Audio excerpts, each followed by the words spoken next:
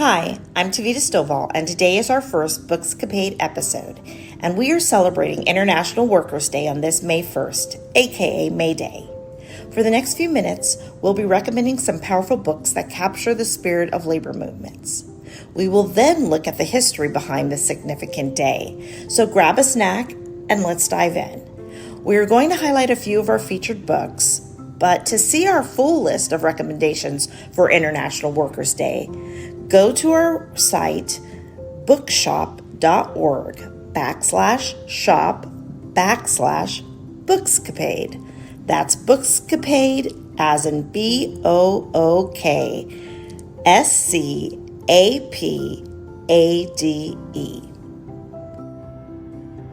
Our first recommendation is Black Coal and Red Bandanas, an illustrated history of the West Virginia Mine Wars by Raymond Tyler. I first heard about this time in history on an episode of NPR's Code Switch. This book brings to life one of the most dramatic and overlooked chapters in American labor history. 10,000 coal miners marched against mine owners who had them living in company towns, paid in scrip rather than real money, and subjected them to dangerous working conditions. Many miners wore red bandanas around their necks to identify themselves, giving rise to the term rednecks, which originally referred to these union miners.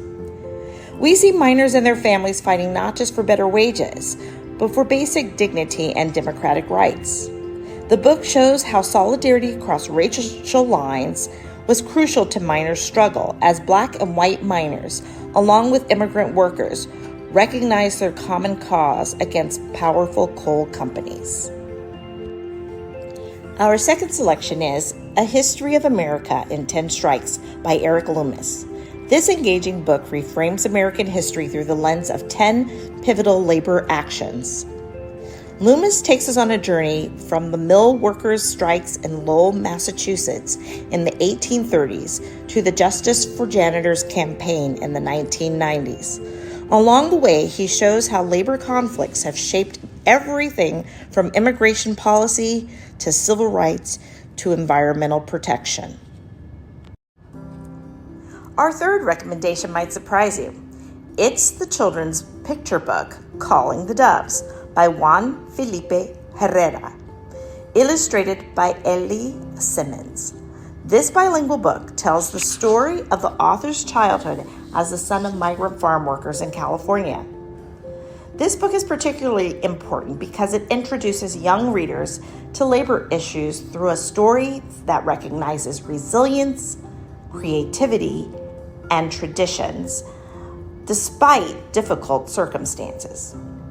It reminds us that behind discussions of migrant labor are real families with dreams, talents, and traditions. On International Workers' Day, including this children's book helps us to remember that labor isn't just about unions and strikes. It's about the everyday lives and the aspirations of working people and their families.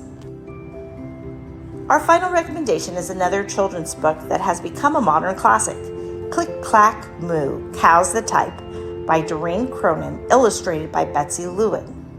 This picture book tells the story of Farmer Brown's cows who find an old typewriter and begin making demands for better barn conditions. While on the surface this is a fun story for children, it introduces concepts like collective bargaining, solidarity, and worker empowerment. The cows recognize their leverage and use it to improve their conditions. The book presents labor organizing not as something dry and historical, but as a natural response to unfair conditions. On International Workers' Day, Click Clack Moo reminds us that the principles of workplace democracy can be understood by even the youngest reader and serves as a wonderful way to introduce labor concepts to the next generation.